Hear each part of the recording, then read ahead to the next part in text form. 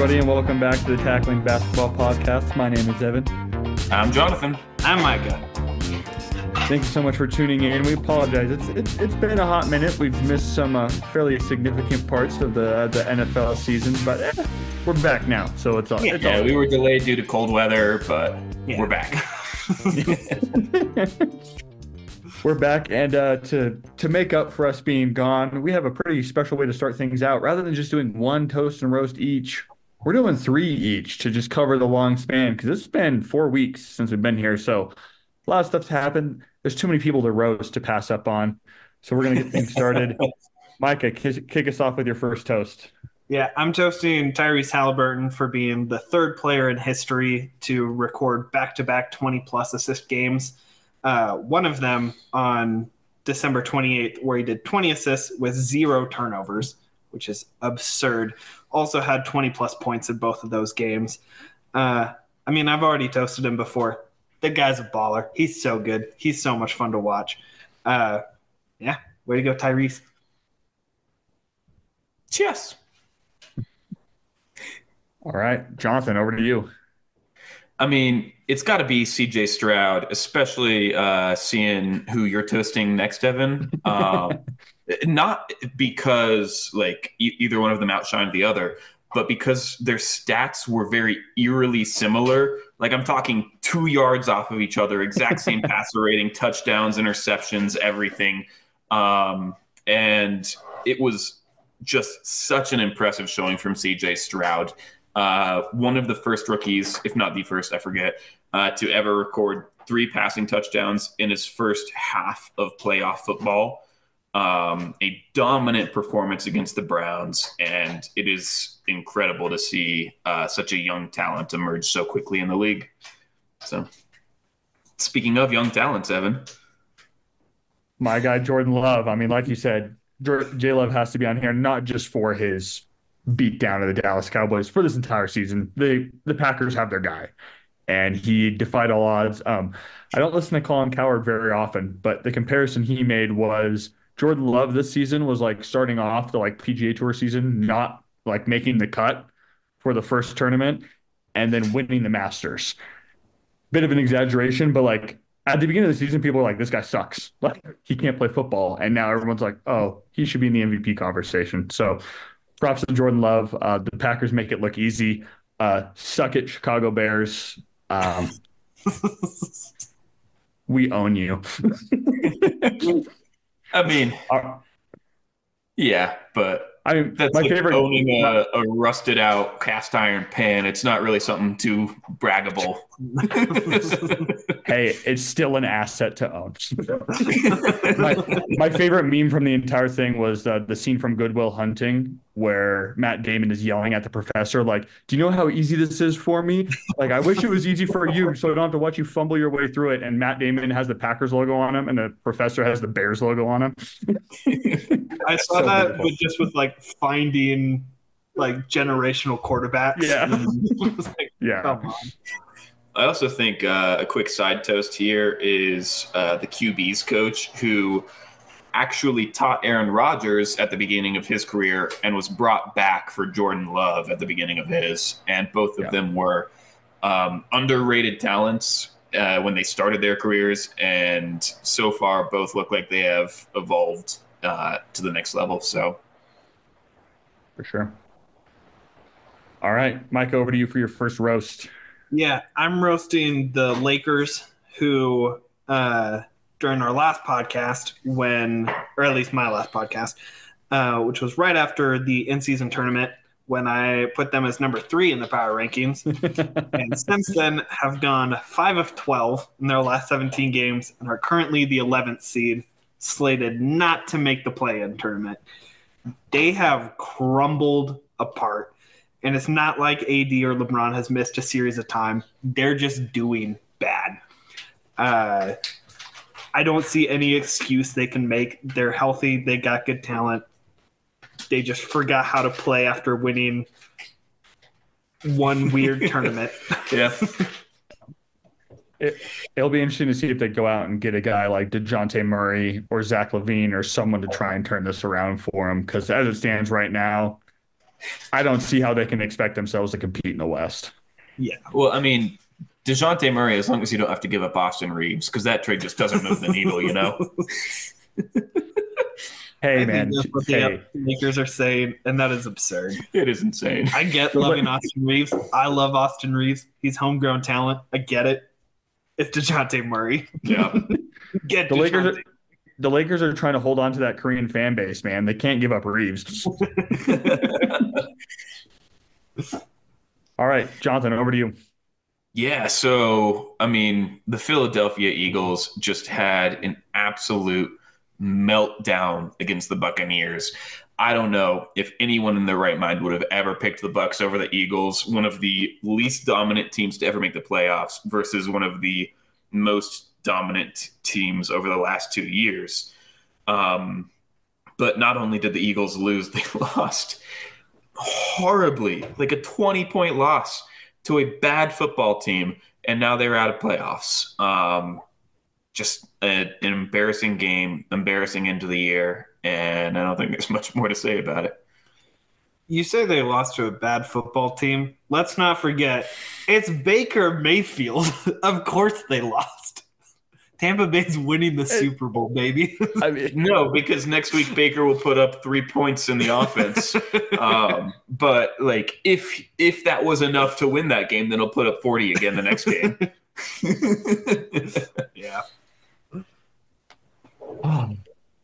how about them Cowboys, huh? I Love mean, it. I mean, there isn't much to say here that Stephen A. and every single sports analyst on the planet hasn't already covered. The Cowboys crap the bed again. They, I mean, holy cow. Like it's one thing to lose that game to the Packers, but to get absolutely boat raced, because the score wasn't 48-32. It was 48-16. The Packers then just took everybody out of the game and Dak scored two garbage time touchdowns. Like, yeah, it was so bad. Dallas is a poverty franchise. If Dallas fans want any hope, Jerry Jones needs to sell the team. Mm. Yep. Yeah. I mean, I talked with multiple Cowboys fans recently, and the consensus really is just we need to get rid of Jerry. And I'm surprised. The consensus is we need to get rid of Dak. I mean, I agree, but I'm surprised to hear them say that. Um, Jerry is going to stay till he dies, though, and Dak, as a consequence, might stay till he dies. So, Well, and the sad part is that in that case, Jerry Jones' son would take over, and his son isn't much better because he's the current GM. yeah. Tough luck, Cowboys fans. All right, Micah, back over to you for some positivity. Yeah.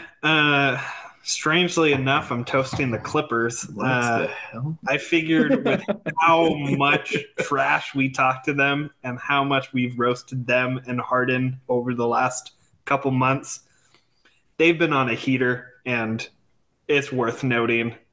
Since their abysmal loss to the Nuggets, where the Nuggets didn't have anyone, Yeah. it was just DeAndre Jordan and Reggie Jackson destroying a healthy Clippers. Since then, they've gone 18-5. Harden has been averaging over 10 assists in the last 10 games. Kawhi and PG are averaging over 20 points. They just signed Kawhi to a 3-year deal that is very team friendly Yeah. and good That for was Kawhi. surprising. Like, they are on the business end and the basketball end, they are doing great. So I still don't think it's enough to beat the West or to come out of anything, but they've made a case that they maybe could. Probably wouldn't. I'm not going to put my money on it, but Yeah. they're making a case that they have the talent and they're playing together well, and they have a chance. Man, I'm shocked that this quarter season streak is enough to like convince Kawhi to resign. I mean, yeah. I wouldn't want to. It's been an abysmal few years for them, and it's a huge win for the Clippers because at a minimum, they now have a very valuable trade asset when they give up. Yeah.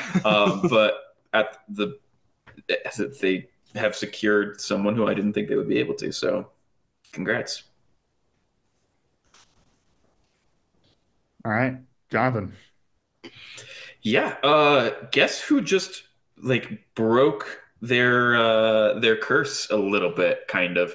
The Detroit Lions have their first playoff win in over 20 years, and their second playoff win in the Super Bowl era. uh, but it's a huge hurdle to get over. And I don't think that it was against a very impressive team. I don't think it was a very impressive win. But it was a huge hump to get over. And now they are looking ahead to a opponent in the Buccaneers who should be a welcomed sight. So they have a chance to maybe even win their third playoff game in the Super Bowl era this playoffs. So congrats. And It's a half sadly for the Dolphins, they now hold the longest postseason win drought following this win from the Lions. So this is why I don't see why that needed to be brought up. I just thought it fit in well with talking about the Lions. Mhm. My next toast, I'm combining the two of them, Matt LaFleur and Brian Gutekunst. First off, Matt LaFleur, a lot of people were talking trash about him, saying he was only good as a coach because of Aaron Rodgers. He just took the youngest team in NFL history to the playoffs and beat down the Cowboys and straight up out-coached the Cowboys in that game. So props to Matt LaFleur. He's going to be the head coach of Green Bay for a long time. And to Brian Gutekunst, I owe an apology. I was unfamiliar with your game because, mother of God, looking back on it now and just the guys that he's drafted, obviously Jordan Love, but then also Jair Alexander, one of the best corners in the game, Rashawn Gary, one of the best edge rushers in the game, Kenny Clark, one of the best interior defensive linemen in the game, all the receivers that the Packers now have who are all freaking amazing. Brian Gutekunst now, in 2020, I was like, this dude is a dumbass. Now it's like, oh, no, he's actually a really good general manager. And rather than the Packers having to rebuild, they're now better than the team was last year with Aaron Rodgers. So props to him. And Brian, I am so sorry. Please don't leave us.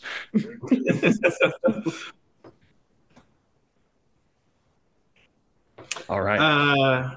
What? Yeah, moving on. I'm roasting the Denver Broncos. Ew? Yeah. Why? He's about to get to that. Just be patient. Because 2 years after making a win now trade to get Russell Wilson, the Seattle Seahawks have done better both years since then. Made the playoffs one of the years and just had a better record in both of them. And then mainly for the report that came out a few weeks ago of Russ saying that the team told him they were going to bench him unless he restructured his contract, which I get wanting to bench him after your season's kind of lost. You don't want to get hurt.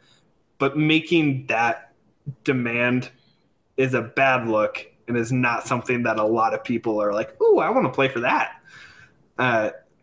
Yeah, they're not doing great, and that's a bad look. I mean, I think that was actually a very reasonable request. It depends on what the specific restructuring was, to be honest. But part of his contract explicitly said, if you get injured in a game, your entire contract becomes guaranteed. And so if that was the only clause that they were trying to remove in this restructuring, then I think it's a fair deal because Russ is competitive. He wants to play, and the Broncos want to leave their options open. But if it was anything more than that, like they were trying to take away money or spread out money, then that was not good, not a good look. Yeah. Also, just Broncos missing playoffs. Like I said a couple of weeks ago, I think when they were 4 games left in the season, I said it would be a disappointment now if they were to miss playoffs, which was a huge turnaround from the beginning of the year. But now that they have missed playoffs, we admit it is a disappointment, not only for how the season ended, but also for how much we've spent on this franchise and future assets. And now our team is more likely to decline than improve. And we have no future assets in order to compensate. So It's bad. See you in a decade, playoffs. But now I get to roast your time, Micah. That's fair. That's fair. The Dolphins have just absolutely imploded in the last few weeks of the season and ultimately in playoffs. I mean, they should not have. Sorry. Leave it in. Leave it in. So in the last few weeks of the season, the Dolphins lost consecutively to the Ravens and the Bills, which basically forfeited their better seeding. And that alone led them to face the Chiefs in the first round, which was a bit of a shock to them. 26-7 loss, not really able to get anything going offensively. A lot of that can be blamed on weather, like Miami was practicing in the sunshine, Kansas City.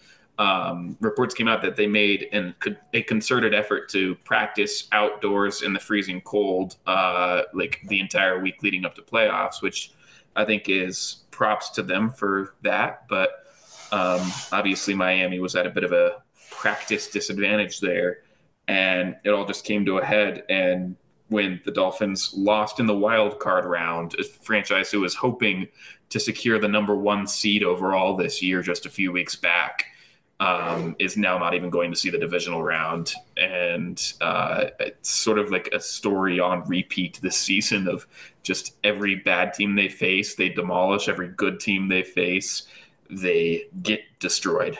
We beat the Cowboys. Oh, wait. Never mind. Yeah. Are they a good team? No. I forgot. Yeah. I think my favorite stat from the whole thing was since Mike McDaniel wore that shirt that said, I wish it was colder, the Dolphins are 0-8 in sub 40-degree weather. That's awesome.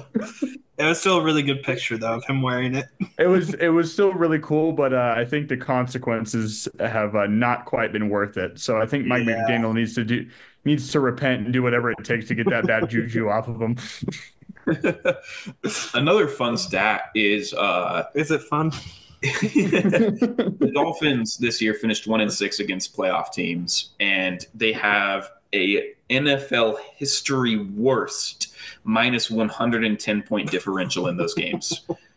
At worst for a team that makes the playoffs. So they clearly have some holes that they need to fill next year. They are not entirely suited to go up against top caliber teams because they just haven't been able to get it done. And maybe that's a little bit on Mike McDaniel. Maybe that's a little bit on the talent at play, but something needs to give. I'll blame it on something. I'm not going to put anything on Mike McDaniel. I love that man.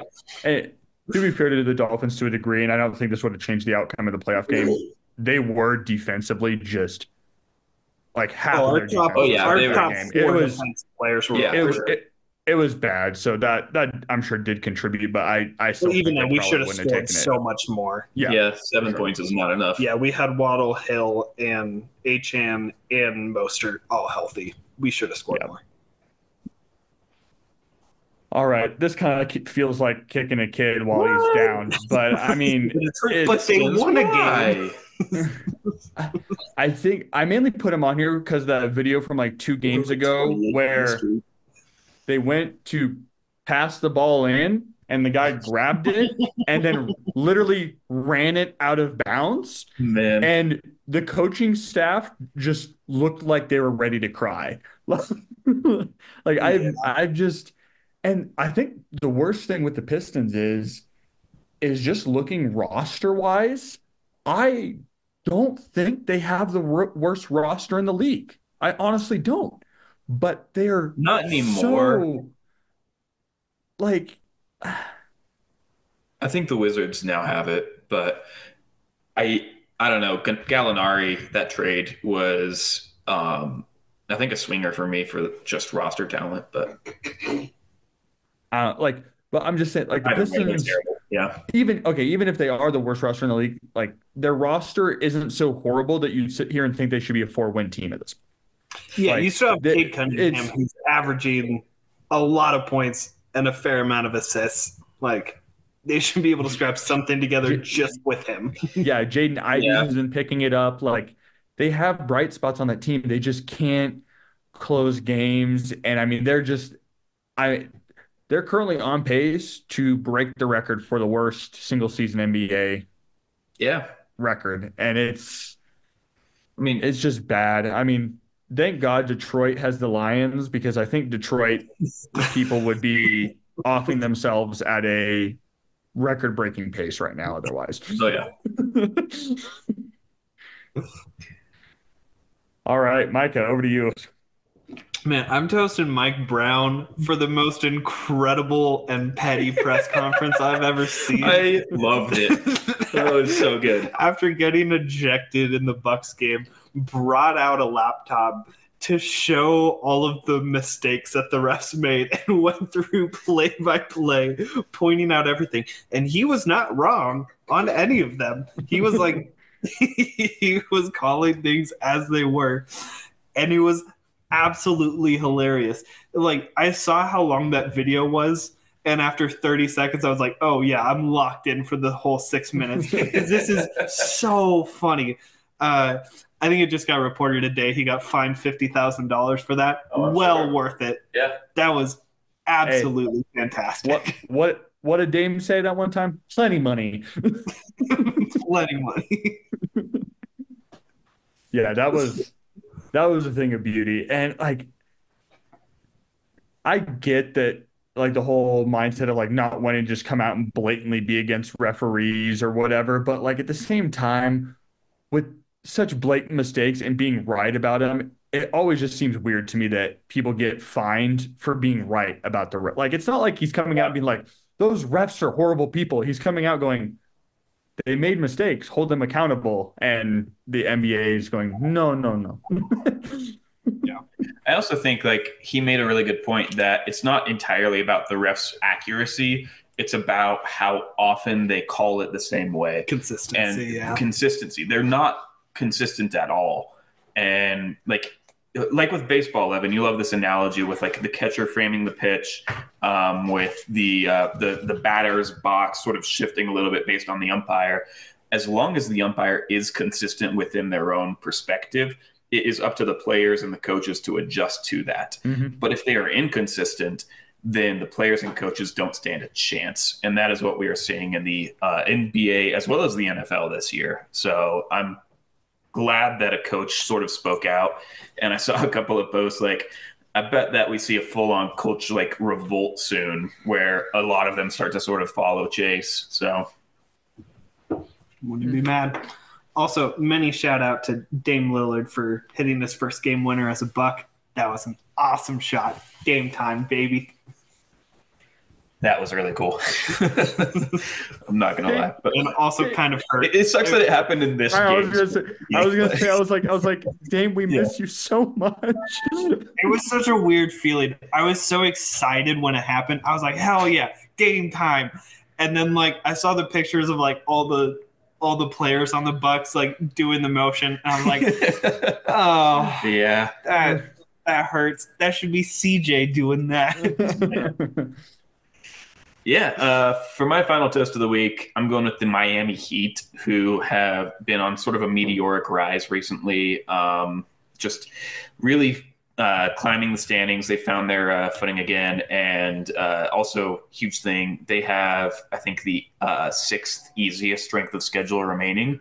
So they sort of were front-loaded really hard with difficult games, difficult matchups, more than average back-to-backs. And now that they have sort of found their footing, they get to sort of go downhill into the playoffs. And there was fear early in the season from a lot of people, me included, that like they are not playing at the level of a playoff caliber team at all. And they might be in risk of like being in the play-in tournament or missing playoffs altogether. And now they are looking like they will likely secure a top 6 seed if they continue at this pace. That is toast worthy. And I think the most impressive about this run for me is how much time both Jimmy Butler and Tyler Hero have missed. Right? Like I was saying about the Lakers, that they've been just getting destroyed even though they're perfectly healthy. The Heat have been on a tear with a lot of injuries. Like Bam Adebayo needs to be praised. If anything, that guy is playing so well. But I mean, yeah, the Heat are doing great. Good for them. They heard Micah ask at the beginning of the season. I don't see her say I don't see how they're going to get better when they got worse on their roster. And Jimmy Butler's like, I take that personal. I mean, I meant that specifically for the regular season. Obviously, they're going to come out in the playoffs and they're going to be incredible because that's just what they do. But I'm surprised at how well they're playing right now. Yeah, for sure.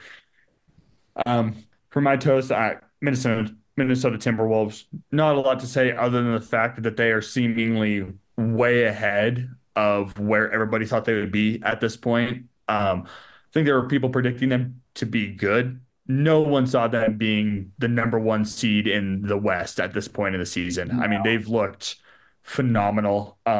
Rudy Gobert has fit in way better with that team than I ever could have imagined him fitting going into this year. I thought he was like the odd man out. They should have traded him, but no, it's been perfect. Everything about this team is great. They look outstanding, and they're so scary too. Because at the flip of a switch, Anthony Edwards can drop 40 on you, and it's terrifying. Mm-hmm. Yeah, they're one of the few teams at the beginning of the season that went on like some fun run that no one was expecting, like the Jazz did and the Rockets did.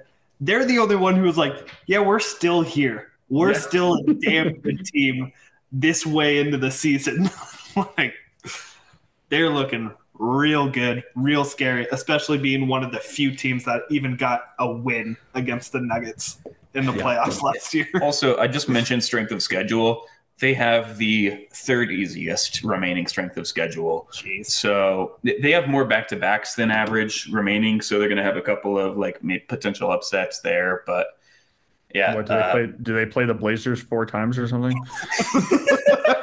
The Nuggets do. I mean, I don't think we've played the Wolves yet, so or have we played them once? I don't know. In the arms of the angel. It's impressive none of us have roasted the Blazers. They are so bad. I almost put Chauncey Billups on here, but I'm honorable roast for me. Chauncey Billups, I don't know what he's doing as the head coach of the Blazers. He's one more like 40-point loss away from me getting on here and spending 10 minutes just tearing him a new one. Yeah, because I think we set some sort of record for having. We're the only team that has 2 blowouts that are like over 50 points. Yeah, in the league. Maybe in league history, because like I remember seeing both of those were like historic numbers. Yeah, I think we're the only one in league history that has 2 of those. Yeah, and you're not getting the 101. No, and we set that record, and in the very next game we lost by like 41 points. So I just remember 2 years ago we were like, oh, we could get Becky Hammon. No, let's get Chauncey Billups. Becky Hammon, sure, it's a different league. She's gone on to win 2 championships. Yeah. And we are so bad. Come back, Becky Hammon. We're sorry. We want the only you. thing is that Scoot is actually starting to look like the guy who was the number 2 overall pick. He has looked very good over the past month. So that's at least the one bright spot. Yeah. All right, Micah, your last roast. Yeah, I'm roasting myself. At the beginning of the season, I said that the Dolphins were going to beat the Eagles in the Super Bowl. Oof. And Jonathan's already talked about both of these teams. Just 2 teams that looked so good in the first third of the season. And then at the back end just crumbled into embarrassing playoff losses. Yeah. Jonathan already covered everything. That's it. They're bad. I am scraping the bottom of the barrel a little bit. Unfortunately, I was the last to the document this week, which meant that 6 roasts were already taken by the time I got to choose my first. But the Orlando Magic are still a little bit roast-worthy in my mind. We have been praising them the entire year because of how much they have outperformed expectations. They have been a top 14 for most of our podcasts up until this one. And we took a little bit of a break, and so did they. They are only 8 wins in their last 22 games and just rapidly declining. They are now sitting in play-in tournament territory, and if they continue this pace, they are at risk of falling out of play-in tournament. It's not likely that happens in my mind, but the fact that they are close is a little bit of a massive disappointment based on how the start of the season went. Yeah. Sure. All right, to finish things off, the Tennessee Titans. I don't think there is a single person in America who understands why Mike Vrabel got fired. Mike Vrabel is a very, very good football coach. And I don't understand how you can blame him for handing him Ryan Tannehill and Will Levis and saying, be successful, and then being upset when he isn't able to be. Right. He's absolutely right at the top of every single team's list who needs a head coach this year. The Patriots have already filled their spot, but like the Atlanta Falcons, the Dallas Cowboys now, lots of teams will be looking to hire Mike Vrabel. Will be interesting to see whether he decides to go head coach again or if he decides to take a step back and become a coordinator. If he decides to take a step back and become a defensive coordinator, Green Bay, for the love of God, fire Joe Barry's dumb ass and bring in Mike Vrabel. But he'll get a head coaching job. He'll be fine. And I wouldn't be surprised if Mike Vrabel gets fired. He's going to take that team to the playoffs pretty consistently, and the Titans will once again look like the idiots of the league. So the Titans have been declining for a long time, and it's a lot about player personnel. It's not about coaching. I thought they overperformed this year, and I put a lot of that on Vrabel. He should not have been fired.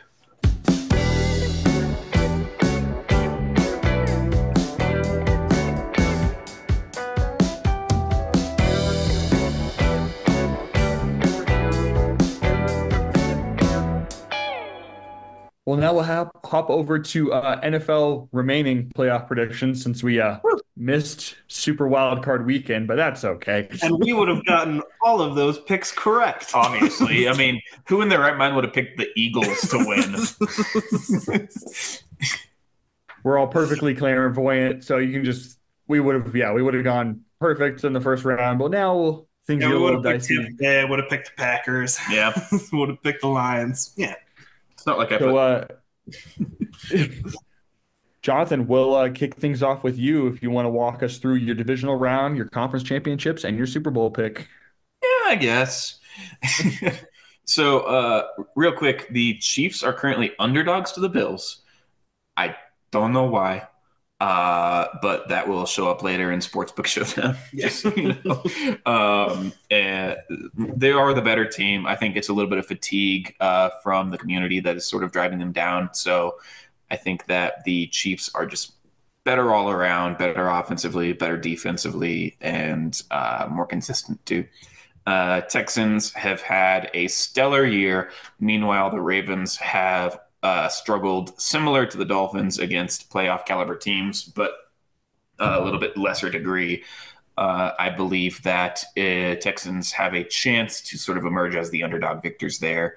On the other side of the bracket, NFC, I don't think that Green Bay can keep the magic going against who I view as probably the best remaining team in the playoffs. Just San Francisco is way too talented. Brock Purdy, I still have concerns about him, but he plays under control. And when you have a roster with that much talent from top to bottom, that's all you need. Especially with Christian McCaffrey. There was a stat recently that in fantasy football, if you removed his 3 best games, Christian McCaffrey's 3 best games from his schedule, he would have still finished as the number 1 running back in fantasy, which is just crazy. And I think he'll do it again. Detroit Lions versus Tampa Bay Buccaneers. I think that I already discussed this one earlier. Lions are very happy to have this opponent. And then San Francisco is very happy to get to play between Green Bay, Lions, and Buccaneers. I don't think they should fear anyone. They're going to march to the Super Bowl. Kansas City should by all means beat the Texans. And I think that the San Francisco 49ers, with their complete roster and just massive talent on both sides of the ball, should emerge as Super Bowl champions. All right. I agree with the Super Bowl champion, but you and I don't I know agree you on a disagree whole with lot all else. of my AFC. All right, Micah. I agree with the majority of that. San Francisco should by all means beat the Packers. Don't get me wrong. I'd love to see the Packers win this game. Oh, same, yeah. And same with, I think the Lions should absolutely beat Tampa Bay. I actually don't have a horse in that race. They're both kind of fun. Who cares? Kansas City Chiefs, like you said, are for some reason underdogs in betting, and I don't understand why, because I think they're clearly the better team than the Bills. But, I mean, the Bills can come out and they can have spurts of really good games. So I think it should be hopefully a close, fun game, but I think the Chiefs should win it out. I think Jonathan's dead wrong about the Ravens. In my mind, they're the best team right now. They went 13-4 in their season, and one of those losses was the last game against the Steelers where they rested pretty much their entire team. All the games they lost were just against the Steelers and the Browns, and just weird games that you lose and you give up. It's not like they played horribly against bad teams. And the way they ended their season was dominant, blowing out the Dolphins, having an incredibly good win against the 49ers, destroying the Jaguars. They're on a tear. Lamar Jackson, I think personally, should be the MVP. He's looking I agree. phenomenal. Obviously the Ravens can have some weird bad game and they can drop it all, and that's what we've been saying all season. I get that. As long as they stay focused, I think they'll beat the 49ers in the Super Bowl. So I agree with you to a point. The Ravens are a great team, maybe the most dominant right now.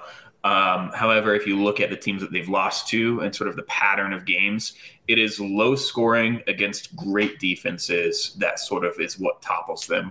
And I'm not going to necessarily call it the Texans as a great defense. They had 2 defensive touchdowns last game and did pretty well defensively overall, but I don't know if they are necessarily the team to do it. I will say if the Ravens find their way to the Super Bowl against the 49ers, that defense should by all means stop them. So I don't see them as champions. I see them as potential Super Bowl finalists. So I don't hate your pick. I kind of went with a big underdog in the Texans in the first round. So they're in the divisional. Well, we all have the exact same NFC side of the bracket. Obviously, as the in-house Packers fan, of course, I would love to see the Packers go it. The beautiful thing is that after boat racing the Cowboys, the Packers could lose by 30, and we as Packers fans wouldn't care. It's we the Packers have nothing to lose right now, and it's so beautiful. It feels good. AFC side though, again, I agree with Micah. I think the Ravens are incredible. Great end to the season. They beat the Niners. They beat the Lions. They've beaten the Dolphins. They're a very good team. Obviously, where I disagree with you guys is that I do have the Bills coming out of their game against the Chiefs. Highmark Stadium is a very tough place to play, and the Bills get to host that game. This is also Patrick Mahomes' first ever postseason game on the road. So we've never even seen him in this situation where he has to go to someone else's house and try and beat them. And, That's absurd. And the Buffalo Bills are the hottest team in football. They've now won 7 straight football games. They were 6-6 at one point, and they came out and just dominated. Josh Allen has been looking very, very good. He hasn't been turnover prone in a long, long time. I would definitely take the Bills' skill position players over the Chiefs by a mile. So I think it'll be definitely a very close game in my mind. I think the Bills are able to come out of that. And then, I don't know, I can just see them being able to take one over on the Ravens. So I had them going into the Super Bowl, but I also have the 49ers coming out on top. I just don't think there's anybody that is as complete of a team as the Niners right now, defensively and offensively. That team is just stacked. And Christian McCaffrey, no matter who he's going up against, can give you fits and rush for 150 yards while also catching 10 passes for 100 yards and scoring 4 touchdowns. So, Yeah. Yep. Man's a monster. Yeah. it's really it's honestly not fair that trade with the 49ers and the Panthers was allowed to happen. Yeah. All right, well, that's our picks. I guess Jonathan and I are both going with the Niners and Mike the Ravens, which is funny considering the fact that Jonathan didn't even have the 49ers making the playoffs when we predicted the NFL season. So how things turn around. Hey, remember that time when I picked the Buccaneers to win the division? That was awesome. Way to go. Granted, you picked them to win the division with 6 wins. So I think honestly, I think that was more the talking point. You picking the Bucks, like we were confused, but it was more the fact that you picked them to win it with only 6 wins. Yeah. Over to NBA Power Rankings now. Been a minute since we've done this, so all of our increases or decreases, you got to remember, it's been like 6 weeks since then, so there's some pretty significant fluctuations. But Micah, we'll start with you. Who's been your biggest dropper and who's been your biggest riser? I mean, I'm trying to just like pick out some of these big ones that we didn't talk about in our toast and roast. Yeah, because we've already covered Clippers and Heat and Lakers. So I guess the Jazz have risen a lot. I moved them up 7 spots, and they're looking really good. And it's kind of fun that they're having the opposite of last season, where last season they had a phenomenal first like 2 weeks, and we're like, "Ooh, are the Jazz interesting?" Nope, not at all. And then they started the season the same, or like still bad, very bad. Mm-hmm. And now they're like on an incredible hot streak. They're winning a ton of games. I mean, Lauri Markkanen looks incredible. Colin Sexton is surprisingly looking good again, if ever, for the first time, I guess. I don't know. Mm-hmm. Colin Sexton's weird. But not only are they like a good, fun team, they are a very interesting team to watch because they're obviously in rebuild mode, but I don't know what they want to do with their team moving forward. Like, are they trying to fully rebuild? Are they going to trade Lauri Markkanen? And just like, but they don't, like, that's their only piece to build on. I don't know. They also said they're only trading him for another team's untradeable asset. And I'm like, he's really good. But I don't know if you need an untradeable asset for it. Yeah. They're kind of just like a island of misfit toys with Markkanen, who didn't really fit in Chicago, and Sexton, who didn't fit in Cleveland, and especially when Darius Garland started looking incredible. Mm-hmm. They have John Collins, who Atlanta was trying to trade for like 5 years. Like their only key chip that they have that is like young and has been there the whole time, and who I would more than anyone else want to protect is Walker Kessler. And other than that, I have no idea what they want to do. The Utah Jazz are like Sakaar in Thor Ragnarok. They're the planet of unwanted and lost things.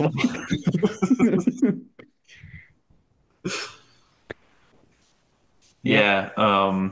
For me, I mean, obviously the big ones we already talked about: Clippers, huge risers; Lakers and Magic, huge fallers. As a little brief capture, a reminder of what our last episode. Like what was happening in the league at that time. The Lakers had just come off winning the in-season tournament. The Clippers had just come off that horrible loss to the Nuggets that we were just talking about. The Nuggets also were on a big losing streak other than that one win.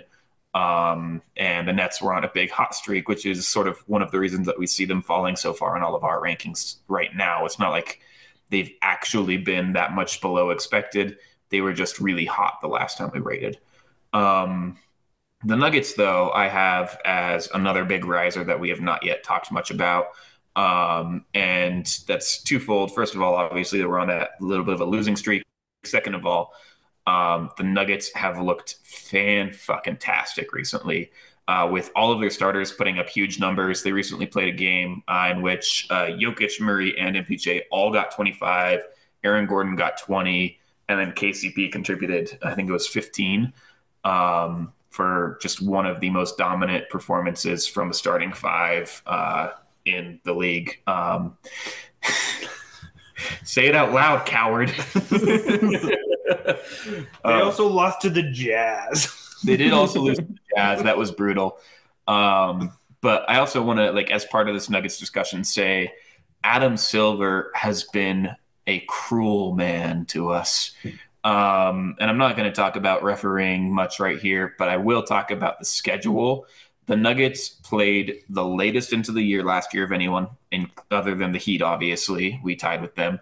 And no team in the league has played more games than us. No team in the league has had more back-to-backs than us. The schedule was incredibly front-loaded for an exhausted Nuggets team, which is a little bit insane. So another reason I have them rising is because now that all of those back-to-backs are out of the way, a lot of hard games are out of the way, it's downhill, and they currently are primed to try and take hold of that 1 seed. So, yeah. Cool. Who do you want to talk about, Evan? You guys have pretty much covered everything. I would like to say I wish there was a lower ranking for the Pistons because I just visually it just doesn't showcase how shit the Pistons are, that they just have been staying at 30 the entire season. Like, we need to I almost create wanted to raise them to 29 just so I could drop them again. I did debate like going to a previous week in the power rankings and booting them up there. That way it showed a big drop in. Like, lost 30 spots. Like, we need to create a new category that's just like rock bottom, because that's where the Pistons are living right now. Yeah. Other team though is the Brooklyn Nets. Brooklyn Nets have kind of been on a free fall recently and have just been off form. Poor Mikal Bridges has been like doing everything he can to keep that team afloat, and it's just not working. So they've been on the downward trend. And then I know none of us raised them up too much, but the Cavs have been looking real good of late. They've been on a tear. Donovan Mitchell's been looking really good. Yeah, they've been looking really good, and especially in a weak Eastern Conference, I can see the Cavs now here at the end of the season pulling out a top 4 finish and securing themselves home court at least for the first round or two. Yeah, it's kind of weird because at the beginning of the season, that's what I thought they should do. Yeah, like they're getting back to what I kind of expected from them, but it is still good to see, especially with those injuries. Like, they are playing really good. I love this Cavs team. I love watching Donovan Mitchell play. He is so much fun to watch.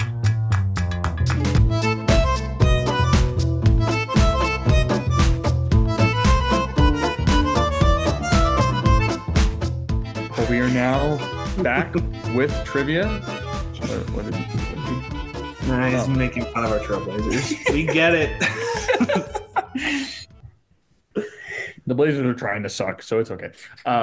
Trivia, we got our scoreboard here. I'm at 5. Micah and Jonathan tied at 3, but Jonathan is leading it today, so he's not eligible for the dub. Yeah.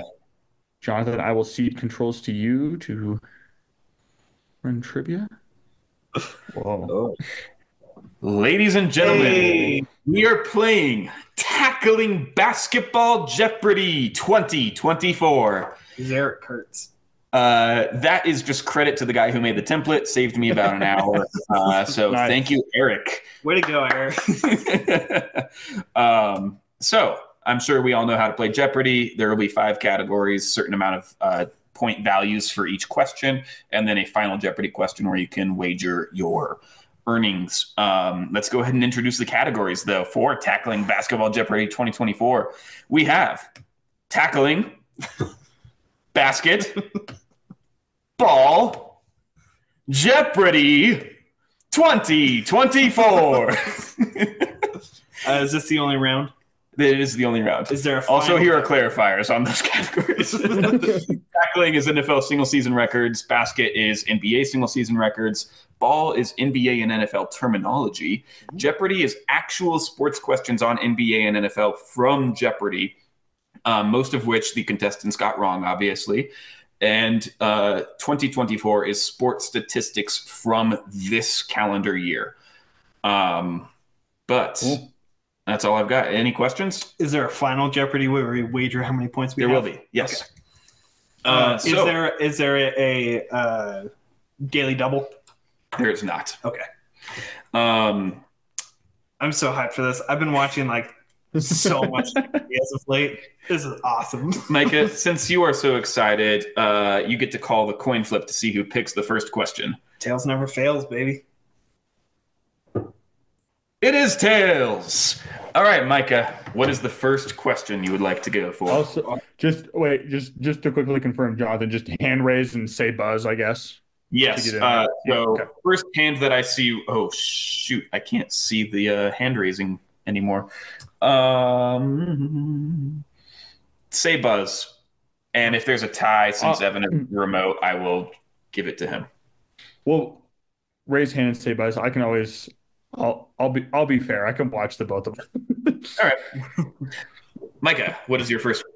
I'm gonna go with. Oh, this is awesome. Jeopardy for 300. All right. Tom Landry perfected the shotgun formation with this team. Buzz. Evan. The Miami Dolphins? No. That is with standard Jeopardy rules, by the way, you lose money if you. Okay. All right, that's enough time. The correct answer was the Dallas Cowboys.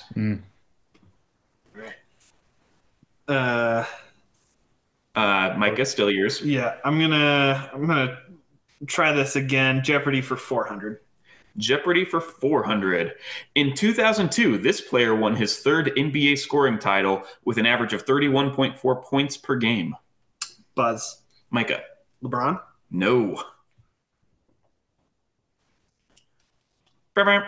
That is Allen Iverson. All right, Micah, still you. Jonathan, are you keeping track of which questions we picked so far? Yes. Okay. All right. Let's move away from that category. Good. 2024 for 300. All right.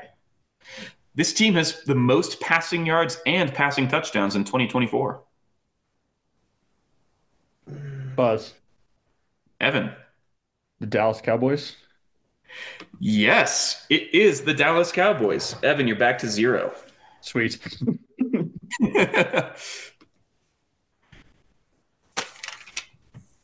Yeah. Yes,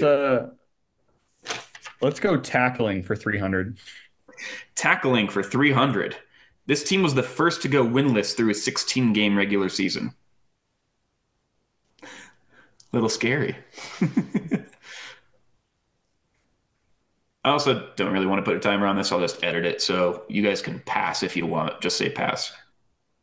Pass. I'll take the shot. Mike is minus 400. The Detroit Lions. It is the Detroit Lions. Gosh. All right. Evan is at 300. Micah is at negative 400. Still plenty of time. Let's go tackling for 400. Tackling for 400. In 1997, this player set the record for the most solo tackles in a season with 156. Pass. All right. The answer is Ray Lewis. Damn, that was going to be my guess. I just didn't think he was in there. Damn. All right. We have 3 and 400 off of both tackling and Jeopardy, and the 200 taken away from 2024. Evan, it's your pick. Let's go ball 300. Ball for 300. On this day, immediately following the regular season, many NFL coaches and executives are fired. Buzz. Evan. Black Monday. That is correct. Black Monday. Evan out to a commanding lead. Oh my gosh. Evan, it's still yours. Ball for 400. Ball for 400. A player who passes to another who scores is credited with an assist. A player who passes to the one credited with an assist is given this accolade. Buzz. Micah. Hockey assist. That is correct. Micah, you're back to 0. All right, Micah, what do you want? Let's do ball for 200 is still available, right? It is. Ball for 200. Immediately after getting possession of the ball, a player can enter this stance, which allows the freedom to pass, shoot, or dribble.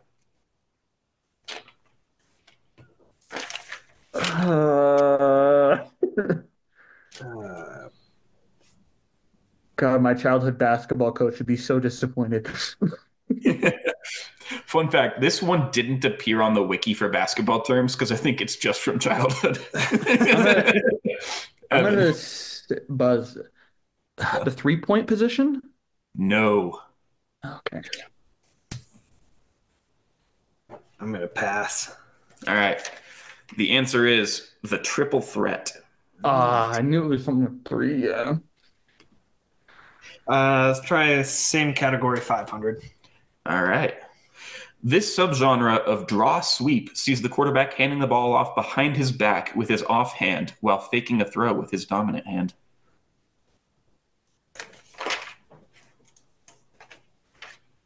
I mean, I have an idea, but I don't feel like that's a 500 level question, so it's probably wrong. I'm going to pass. I'm going to pass. All right. The answer is the Statue of Liberty. All right. Yep. Never heard of that in my life. We still have ball for 100. Sure. Let's do it. All right. This type of play sees a running back take the handoff, running towards the apparent direction of play, only to immediately cut towards the opposite direction. You played at Madden, right, Evan? Yeah, but I don't think I ever run this play. You have to have. It's not very good at Madden, but I'm just trying to think of what I'm on a pass. I don't know what the term for it is. Pass. It's called a counter. Yeah. All right. Let's do basket for 300. All Also, right. really. Oh, okay. This team has both the fewest wins and the worst winning percentage in a single season since the NBA merger. Buzz. Mike?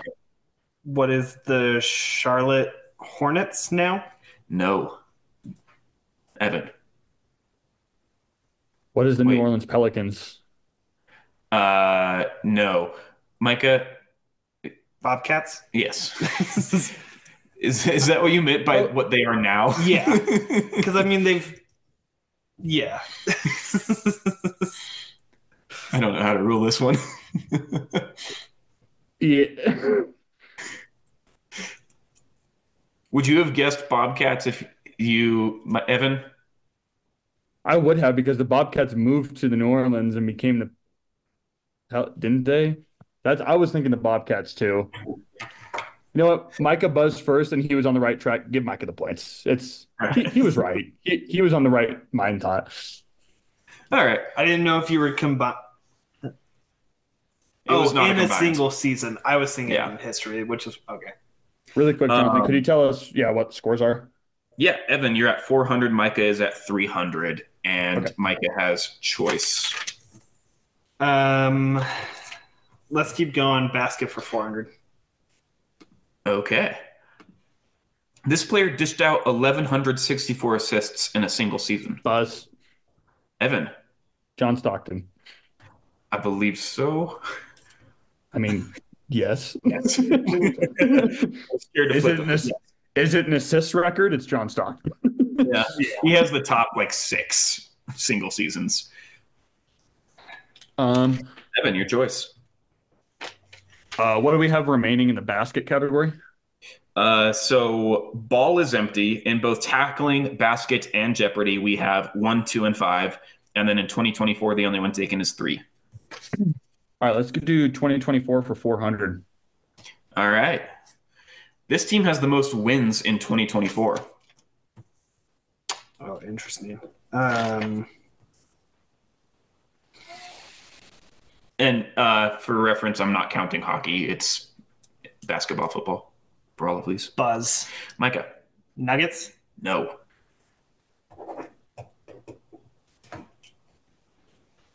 Pass.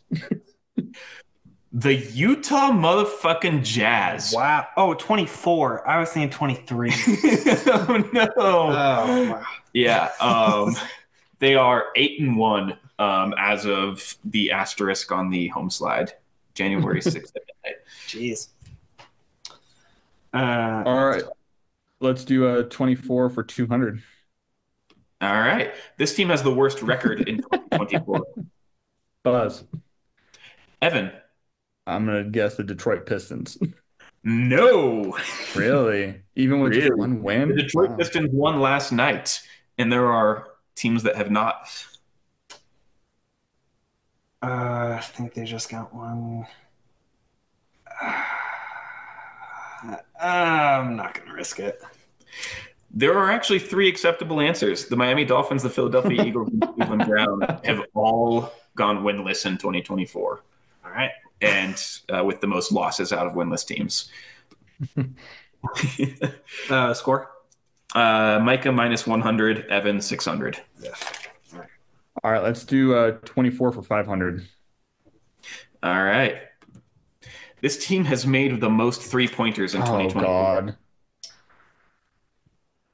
This might be the hardest question in the entire board. That was just short on stats. He's been going crazy. I'm going to pass. Jonathan nodding like, that's probably a good idea. That was wise. Yeah, I'm going to pass. It's the Boston Celtics.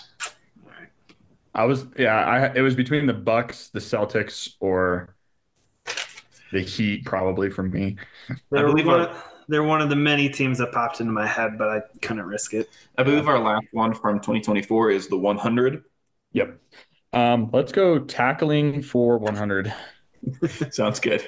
With an impressive distance of 66 yards, this player holds the record for the longest made field goal. That was Micah. Justin Tucker. Yep. I had my hand up. You have to do it at the same time, Evan. I don't hear your hand. Micah, you're up. Oh, yeah. Let's close out 24. All right.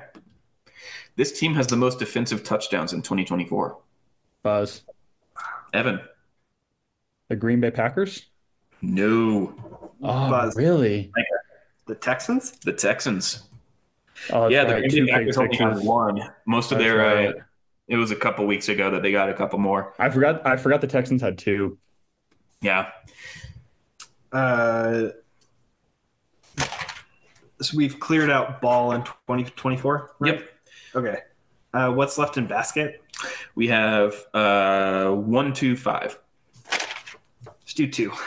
All right. Basket for 200.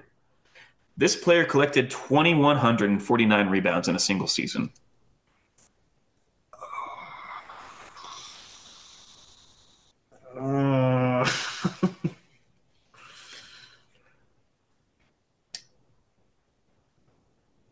I'm passing.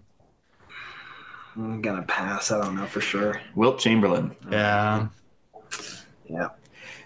Micah, it's still you. 100. All right. This player holds the title for the most 3-pointers made in a single season. Buzz. Steph Curry. Yep. Had to have a couple easy ones in here. Let's close it out. All right. Basket for 500. This player coughed up 464 turnovers in just one season. Buzz. Evan. James Harden. Yes. Yeah, that's what I was going to say. I was too scared. Fun fact. His teammate in that same year, Russell Westbrook, was like 20 turnovers shy of this and holds the number 2. All right, Evan, you're up. We have closed out basket. We have 2 and 5 left in tackling, 1, 2, 5 in Jeopardy. Let's go 2 in Jeopardy. All right. Basketball players learn not to move this foot, the term for the axle around which a wheel turns. Buzz. Micah. Pivot foot. Yep. All right. It's now 400 Micah, 1,000 Evan. Micah, you're up. Let's do Jeopardy for 5. All right. This defensive line consisting of 2 Hall of Famers led the Minnesota Vikings to 4 Super Bowl appearances. Buzz. Evan. Who are the purple people eaters? Yup. Very nice, Evan. All right, Evan, your choice. Let's close out Jeopardy. All right. Brian Urlacher and Walter Payton played for this NFL franchise. Buzz. Micah. Seattle Supersonics. NFL franchise. Walter Buzz. Payton. Damn it. Evan. What'd you say? Damn Chicago Bears. That is correct. I gave up after Peyton. That was the last word. Right in the middle. Chicago Bears. All right. So now Jeopardy is closed out. We have 2 and 5 in tackling before we go into Final Jeopardy. Let's go 2. A Super Bowl winner and Hall of Famer. This player holds the record with 55 touchdown passes in a single season. Buzz. Peyton Manning. Yes, sir. All right. And now for the final question. This player set a record for single season interceptions in 1952, which still stands today at 14.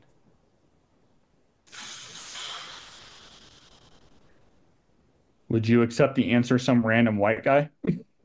I would not. Okay, pass. The infamous Richard Night Train Lane. All right. So it's time for Final Jeopardy. Micah, you have 300. Evan, you have 1,800. I believe the minimum bid or the maximum bid in Jeopardy is, or the minimum maximum. I don't know how you say that. You can bid up to 1,000. Is that correct? I think that's just for daily doubles. You can only bet what you have. Oh, really? Yeah. You can bet 1,000. You okay with that, Evan? Sure. Okay. Because it doesn't. All right. So you can bet up to 1,000. Your category is tackling basketball, literally. Come up with your bets now. After you are both ready, I'll have the question. Oh, I know how I should do this. Okay. Show that first. All right. I have my wager. All right. Are you ready, Evan? Yeah. Your question is, taking part in what is now known as Malice at the Palace, these 2 teams got into a historic fistfight between both fans and players, ultimately resulting in 10 assault charges and 146 total games suspended. To clarify, we're looking for the name of the 2 teams. Who is the other one? I'm in the exact same spot that you are. What if I gave you one of the teams and the arena that it happened in? Write down the arena just for shits. But no, this question is asking for the 2 teams.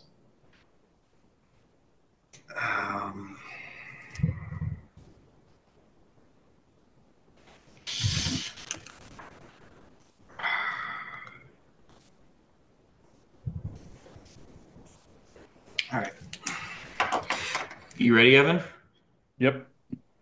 You ready, Micah? Yeah.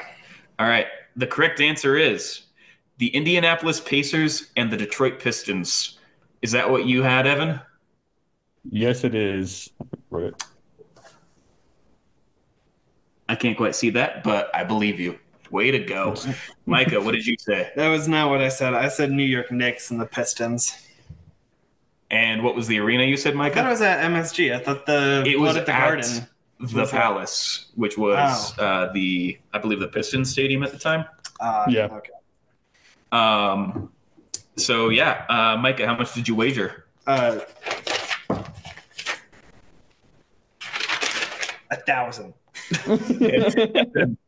How much did you wager?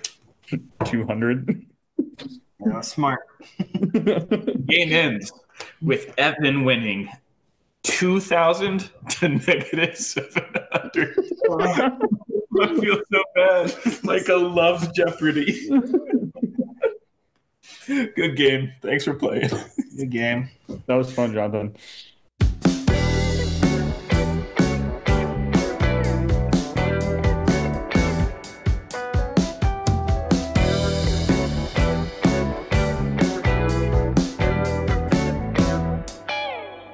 right, Micah, we'll kick off Sportsbook Showdown with your first bet.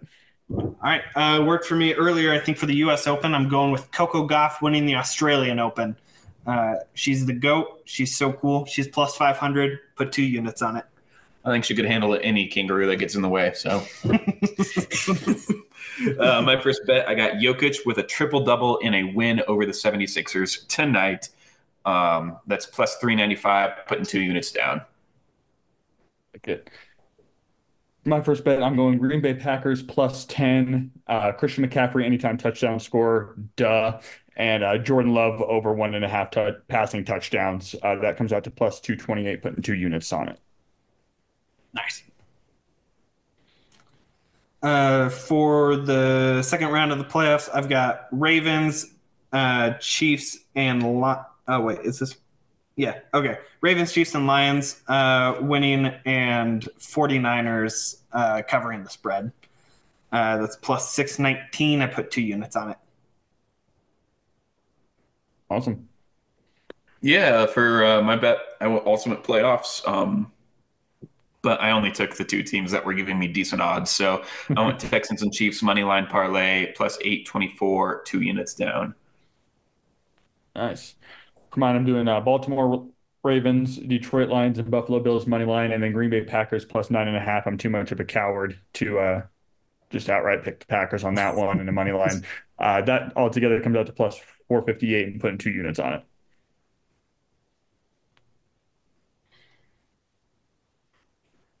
Finally, for tonight, Monday's slate of NBA games, I've got Sixers, Kings, and Thunder winning money line.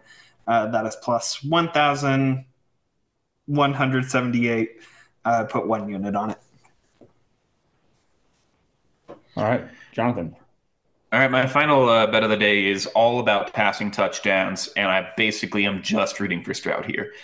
Stroud at over 1.5. Jordan Love, Jared Goff, Baker Mayfield, and Patrick Mahomes all under 1.5, and Brock Purdy under 2.5. I left out Josh Allen because he's a little bit just random. So Yeah. all in, that gives me 8,395, 1 unit down. Yeah. And then I went with the passing touchdown parlay as well, but I'm picking Lamar, J Love, Jared Goff, and Josh Allen all over 1.5 passing touchdowns for this weekend. And that's going to do it for this episode. Thank you all for tuning in. And Micah, send us out. Oh, man, I had a hot take. Oh, yeah. Tampa Bay's winning the Super Bowl. Time to bake, baby. Time to bake. Time to bake. I love it. It's good to be back, everyone.